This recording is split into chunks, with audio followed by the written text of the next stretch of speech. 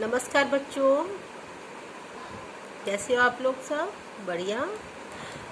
आज का जो लेसन है हमारा कविता का पठन, ये बिहारी जी द्वारा रचित है और हमारी जो सेकंड नंबर की बुक है उससे लिया गया है। ठीक है। जो कविवर बिहारी थे वो रीतिकाल और श्री कृष्ण के अनन्य भक्त थे। इन्होंने श्रृंगार, नीति और प्रकृति का बहुत ही सुंदर चित्रण किया है अपने दोहों के अंदर। ठीक है।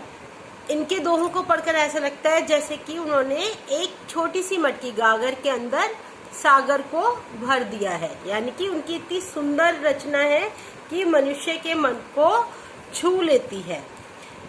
अच्छा, उसके बाद कवि बिहारी जी के जो बिहारी सत्सई नामक दोहों का एक संग्रह है, उसमें उन्होंने भगवान से ऐसे बातचीत की है जैसे कोई अपने दोस्त के साथ बात करता है या अपने स्तर के व्यक्ति के साथ बात करता है और उनसे वो लड़ते हैं, झगड़ते हैं, उन्हें उल्हाना देते हैं। तो उससे उनके जो भक्त की जो अंदर की भावना है उसका हमें बहुत ही अच्छा पता लगता है।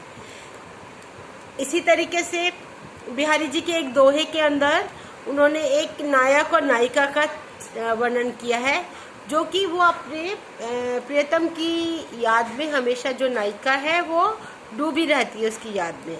तो उसके मन में जो परेशानी, व्यथा होती है वो उसे अपनी सखी से कहती है कि मैं अपनी है ना सारी चेतना भुला चुकी हूँ। मैं अपना जो दिमाग है मेरा जो है वो एक तरह से बिल्कुल ही विचलित हो चुका है, खो चुका है। मैं हर समय अपने जो मेरे प्रियतम हैं उनको मैं उनकी आंखों में ही उलझी रहती हूँ। और इसके साथ में उन्होंने एक दोहे में गोपिका और कृष्ण का, राधा का और कृष्ण का भी प्रेम प्रसंग का वर्णन किया है कि राधा जी ने उनकी मुरली जो है वो छिपा करके रख दी है और जब उनसे श्री कृष्ण भगवान मांगते हैं कि आपने मेरी जो मुरली है वो ली है, तो उसको वो मुकर जाती है कि मैंने ऐसे कोई भी मुरली नहीं ली है। ऐसे इन्होंने सुंदर, बहुत ही सुंदर रचना है ये बिहारी सत्सई जो है। और हम इसके एक एक दोहे को पढ़ेंगे और इसके जो भावार्थ है उसको समझेंगे। उनका परिचय के बारे में मैं बता देती हूँ कि जो बिहारी जी का जन्म जो था सन 1595 में ग्वालियर में बसुआ गोविंद नाम के गांव में हुआ था। इनके पिता जो थे केशव राय धौम्य, ये चौबे थे, चौबे ब्राह्मण थे। और उसके बाद वो जो है ग्वालियर छोड़ करके ओरछा के दरबार में सम्मान पाकर वहीं रहने लगे थे। ठीक है। इसका बस इसको ही हम इतना ही करेंगे। उसके बाद है शब्द अर्थ है, जैसे उसमें इसको आपको अच्छे से पढ़ना है, सबको शब्द अर्थ को, और इसके मीनिंग आपको अच्छे से पता होने चाहिए। जैसे टेरत, आवाज देता हूँ। श्याम, श्री कृष्ण। जगवाए, जग की बाय। कुंडल, कानों में पहनने वाले। धसियो, धस गया यानी कि कब्जा कर लिया। हिय मतलब हृदय। ड्योरी, दहलीज, जाही चली जाती। आखी, आँख। कनक, सोना। बौराए, पागल हो जाता है, जैसे पागल होकर इधर उधर घूमना। बेल, वृक्षों से घिरा स्थान। सुखद, सुख देने वाला। शीतल, ठंडी वायु। वहे, वही। तीर, तट, नदी का किनारा। बरतस, बात सुनने वाला। मुरली, बांसुरी। लुकाए, छिपा करके। बहुन, भौहें। फिर मयूर, मोर। मृग, हिरन। बाघ, शेर। जगत, संसार। तपोवन, तपस्या करने योग्य स्थान, तपियों का, ऋषियों का स्थान। ये आपको सब लर्न करने एक बार और समझ आ जाएगा। उसके बाद हम इस पर आते हैं, इसकी दोहों पर, प्रसंग सहित व्याख्या पर। कब को टेरत दीन रट, होत न श्याम सहाय। तमु लागी जगत गुरु, जगन्नाथ जगवाए। यह दोहा जो है हमारी जो है कवि बिहारी जी के प्रसिद्ध काव्य ग्रंथ बिहारी सतसई से लिया गया है। ये इसको हर एक दोहे के साथ आपको लिखना है, इसको याद भी करना है। इस दोहे में श्री कृष्ण जी की चर्चा की है इन्होंने। वो कहते हैं कि कितने लंबे समय से, कितनी समय से मैं अपने दुखों को भगवान कृष्ण के सामने बता रहा हूँ, लेकिन मैं तुम्हारा स्मरण कर रहा हूँ, लेकिन हे कृष्ण आपको भी हवा लग गई है जगत की, मतलब संसार की हवा लग गई है। जैसे और लोग मुझे सुन करके एकदम छोड़ जाते हैं, आप भी मेरी किसी बात को नहीं सुन रहे हैं। और क्या है कि जैसे इस दुनिया में सब लोग अपने अपने आप में ही मस्त रहते हैं, किसी के सुख में, किसी के दुख में कोई हाथ नहीं बांटता, और सिर्फ अपनी प्रशंसा और प्रभुता का ही आनंद रखता है। ऐसा आप भी कर रहे हो मेरे साथ, क्योंकि आप मेरे दुखों को नहीं सुन रहे हो। ठीक है। दूसरा है मकरारत गोपाल के कुंडल सोहत कान, धसियो मनोहिय घर समर ड्योड़ी लसत निशान। मतलब ये क्या है, इसमें भी ये कहेंगे, ये बिहारी सतसई से ये दोहा लिया गया है। इसमें क्या कह रहे हैं कि वो प्रेम और श्रृंगार को जगाने वाले कौन है? कामदेव देवता। कामदेव हैं, उनके बहुत सारे नाम हैं, जैसे कि मदन और रतिनाथ, अनंग आदि। तो यहाँ पर इन्होंने किसका दिया है इसको? इसमें उन्होंने जो लिया है मकर के रूप में लिया है। श्री कृष्ण के कानों में मकर, मकर मतलब मगरमच्छ जैसे कुंडल पहने हुए उन्होंने, उसे देख करके ऐसा लगता है कि जैसे कामदेव जो है वो हमारे हृदय रूपी घर में प्रवेश कर रहे हैं, और उन्होंने श्री कृष्ण के हृदय पर जो है कब्जा जमा लिया है। और जो उनके जो कान के जो कुंडल है वो ऐसे झंडे की तरह, ध्वज की तरह लहरा रहे हैं। ये उनका मतलब एक तरह से श्रृंगार रूप से उन्होंने कृष्ण के कानों के में जो कुंडल हैं उसका व्याख्या की है। जब जब वे सुध कीजिए तब तब सब सुध जाए, आँखी लगी रही आंखें लगती मोही। ये भी प्रस्तुत जो है दोहा, ये भी बिहारी सतसई से है।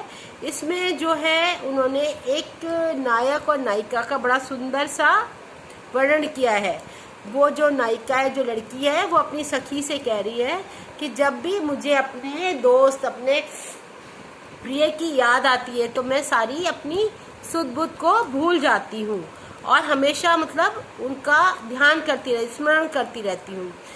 मुझे ऐसा लगता है कि मेरी आंखें उनकी आंखों में ही उलझी हुई हैं, इसलिए मुझे क्या है, नींद भी नहीं आती है। इसका मतलब क्या है कि मतलब वो इतनी व्याकुल है, उतनी प्यार करती है वो अपने नायक से या अपने प्रियतम से, कि वो रात भर सो भी नहीं पाती है। कनक कनक ते 100 गुनी मादकता अधिकाय, वा खाए बौरात है या पाए बौराए। मतलब उसमें क्या है कि इसमें प्रस्तुत दोहे के अंदर जो है कवि कहते हैं कि सोने के अंदर जो धतूरा होता है, एक तरह का वो नशे करने की चीज़ होती है, उसके अंदर उससे भी ज़्यादा नशा होता है। कि जैसे कि अगर कोई इंसान धतूरा खा लेता है तो थोड़े समय के लिए वो मदमस्त हो जाता है या वो नशे में हो जाता है, लेकिन जब पैसा आ जाता है, सोना आ जाता है हमारे पास बहुत ज़्यादा, तो इंसान जो है उसके सर वो सोना चढ़ के बोलने लगता है।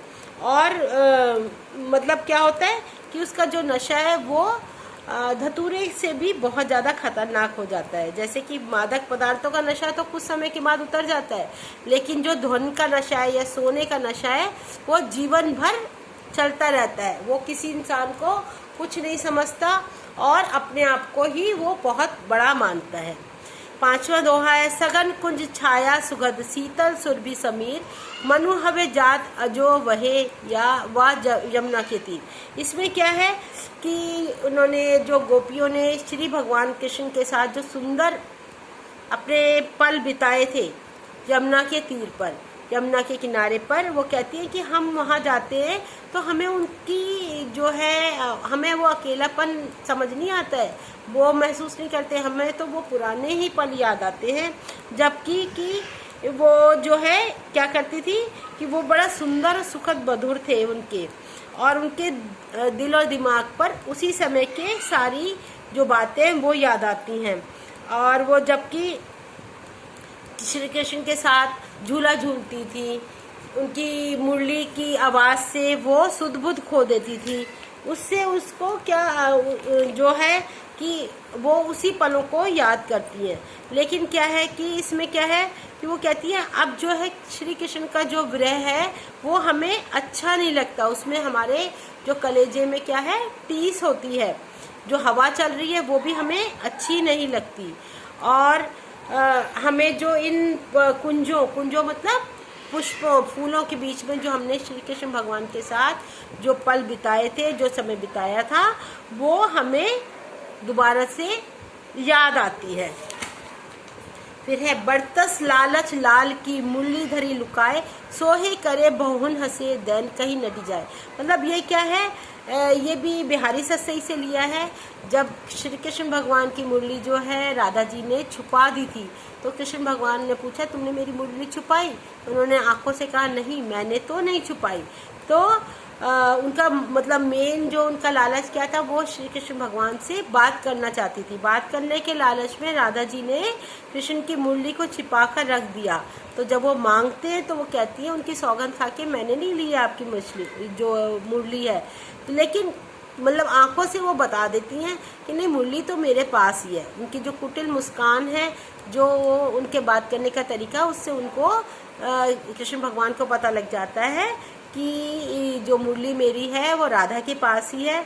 और वो राधा कृष्ण को से बात करने का अवसर ढूंढती हैं और उस अवसर का आनंद उठाती हैं। ठीक है। 7वां है कहलाने एकत बसत आही मयूर मृग बाग, जगत तपोवन सो कियो दीर्घ दाग निदाग। कवि कहता है इतनी ज़्यादा भयंकर गर्मी पड़ रही है, बहुत भीषण गर्मी पड़ रही है और सारा जो संसार है वो तपोवन के समान हो गया। मतलब जो ऋषियों के जो तप करने की भूमि होती है उसके समान हो गया है। और क्या है कि इस गर्मी के कारण जो हमारे शत्रु हैं आपस में, वो भी एक जगह रहने लगे हैं। जैसे कि सांप और मोर आपस में शत्रु होते हैं लेकिन फिर भी वो एक साथ रह रहे हैं। मृग और बाघ जैसे कि हिरण और शेर जो है वो आपस में शत्रु है, लेकिन इस गर्मी की मार से उन्होंने अपनी शत्रुता को भुला दिया है, वो भी सब एक साथ रह रहे हैं। बहुत सुंदर से दोहे हैं, छोटे छोटे दो लाइन के हैं। इनको एक हर शब्द का मीनिंग उसी में ही छुपा हुआ है। अगर हम इसको अच्छे से पढ़ेंगे, इसको ध्यान से सुनेंगे और एक एक का मैंने अर्थ आपको सारे दोहों का समझा ही दिया है। आप इस वीडियो को ध्यान से सुनो और साथ साथ बुक को अपने सामने रखो और उसको समझ करके याद करते जाओ। उसके बाद फिर आपका आ जाता है ये बोध प्रश्न में जो है पाठ पुस्तक के प्रश्न उत्तर। कवि श्री कृष्ण को क्यों उलाहना देते हैं, वो मैंने आपको पहले दोहे में बताया कि जो कवि है वो भगवान ईश्वर से प्रार्थना कर रहे हैं, लेकिन क्या है उनकी प्रार्थना करने से भी उनके जो दुख हैं वो दूर नहीं हो पा रहे। तो वो कह रहे हैं कि आप भी है ना आम लोगों की तरह ही हो गए हो कि आप मेरी है ना दुखों को नहीं देख रहे हो, उनको दूर नहीं कर रहे हो और आप मुझे ऐसा ही छोड़ रहे हो, वो उलाहना दे रहे हैं। कृष्ण की कुंडलों की आकृति कैसी है? कैसी है आकृति? मगरमच्छ के जैसी। आंख नहीं लगने का अर्थ है नींद ना आना। कवि ने सोने और धतूरे में किसे अधिक मादक बताया है? बाधक किसको? सोने को, क्योंकि धतूरे का तो नशा उतर जाता है, लेकिन जब इंसान के पास पैसा या सोना अधिक हो जाता है तो वो उसका घमंड दूर नहीं होता। मन यमुना के तट पर आदमी वैसा हो जाता है। कैसा हो जाता है? जैसे कि श्री कृष्ण की उपस्थिति में गोपियों का मन हो जाता था, ऐसे ही जब भी वो आज भी जाती है तो उनका मन वैसे ही हो जाता है। राधा कृष्ण की बांसुरी को क्यों छिपा देती है? क्योंकि वो उनसे बातें करना चाहती है। कौन सी ऋतु संसार को तपोवन बना देती है? ग्रीष्म ऋतु, यानी कि बहुत ज़्यादा जब गर्मी पड़ती है तो संसार जो है तपोवन बन जाता है। पाठगत प्रश्न उत्तर है ये 11.1 का। कब को तेरा दोहे में भक्ति का कौन सा भाव है? अतरंगता का। जगत गुरु जगन्नाथ जगजुगवाए कौन सा अलंकार है? जा जो है बार बार आ रहा है, बार बार, तो अनुप्रास अलंकार, जिसमें शब्द बार बार आता है वो अनुप्रास अलंकार। कवि ने कृष्ण के कुंडलों की आकृति को कैसा बताया है? मकर ध्वज होने का। कामदेव का एक नाम है मकर ध्वज, मकर के समान, मकर के समान जैसे वो बताया है आपका। फिर उसके बाद MCQs है, विकल्प चुनकर बताइए। तब तब सब सुधि जाहि का अर्थ है प्रिय की याद में सुध बुध को खो जाना, खो जाती है। आंख लगना मुहावरे कौन से अर्थ हैं? एक तो आंख लगने का मतलब प्रेम हो जाना और दूसरा सो जाना। इस दोहे में किस कारण से यमक अलंकार है? आंख लगना मुहावरे के दो अर्थ आ रहे हैं ना इसमें। आंख लगना मतलब प्यार हो जाना और आंख लगना मतलब सो जाना, तो ये यमक अलंकार है। निम्नलिखित में से सही गलत का चुनाव करना है। धन को नशा मादक द्रव्य से बढ़कर होता है, सही बात है। सोना पाने के बजाय धतूरा खाना ज्यादा फायदेमंद है, नहीं, गलत। धतूरा खाना तो बहुत गलत है। सोना आता है तो लेकिन हमारे पास घमंड नहीं होना चाहिए। सोना और धतूरा दोनों ही मदहोश करने वाले होते हैं, सही बात है। धतूरे की मादकता सोने से 100 गुनी ज्यादा होती है, नहीं, सोने की मादकता धतूरे से 100 गुना ज्यादा होती है। कनक कनकते कौन सा अलंकार है? यमक अलंकार। फिर उसके बाद मन हवे जात अजो वहे से अभिव्यक्त होता है कि मन का भाव कैसा है? कैसा है? यादों में डूबने की स्थिति को का संकेत देता है। ये आपका कंप्लीट हो गया। 11.4 में गोपी कृष्ण से बांसुरी देने की बात कहकर भी क्यों मुकर जाती है? क्योंकि वो उनसे बातें करना चाहती है। कसम खाते समय भों में हंसने का क्या अभिप्राय है? कि मतलब वो मना तो कर रही है, मेरे पास बांसुरी नहीं है, लेकिन वो बता देती है, मतलब अपने उसके हाव भाव बताते हैं कि उसके पास ही जो बांसुरी है। कवि ने जगत को तपोवन क्यों कहा? क्योंकि बहुत ज़्यादा भीषण गर्मी हो चुकी है, ठीक है, और सब कोई भी अपने शिकार में भी दिलचस्पी नहीं ले रहा। इसके बाद ये मैंने आपको सारे कराई दिए हैं, और ये छोटे छोटे से दोहे हैं, 2-2 लाइन के। इसको आप अपने आप अच्छी तरीके से घर पर पहले पढ़ो, उसके अर्थ को याद करो और उसके बाद कॉपी में लिखो। कामदेव के कोई 4 नाम लिखिए। कौन कौन से? मदन, रतिनाथ, अमंग, स्मर और मकर ध्वज, ये मैंने आपको बताया अभी। उसके बाद जो है भाषा सौंदर्य का वर्णन कीजिए। ये आप एक बार कर लेना इसको, क्वेश्चन को, कि इनकी भाषा जो है बहुत ही मीठी है और भाषा प्रयोग बहुत बड़ा है इनका, ठीक है। इसमें जो है जो सामान्य लगने वाले शब्दों का ही प्रयोग किया गया है इसमें। और इसके साथ में कवि ने प्रीतम शब्द किसके लिए प्रयोग किया है? ईश्वर के लिए, भगवान के लिए। पर कवि कहाँ समाये में कवि का तात्पर्य है प्रियतम जो है उनके ईश्वर है, ईश्वर भगवान है। और जब किसी इंसान को या किसी भी मानव को भगवान की भक्ति हो जाती है तो उसे और दूसरी कोई चीज़ अच्छी नहीं लगती है। ये मैंने आपको पूरा लेसन बहुत अच्छी तरीके से समझाया है। एक एक दोहे का अर्थ प्रसंग सहित व्याख्या करवाई है। आप इस वीडियो को अच्छे से समझो, एक एक दोहे को पढ़ो और उसके जो भावार्थ है उसको समझो। उसके बाद कॉपी में इसको अपने नोट करो। अगर कोई भी प्रॉब्लम होती है तो आप मुझसे संपर्क करो, मैसेज कर सकते हो, फ़ोन कर सकते हो। Okay, bye bye, see you soon, have a good day.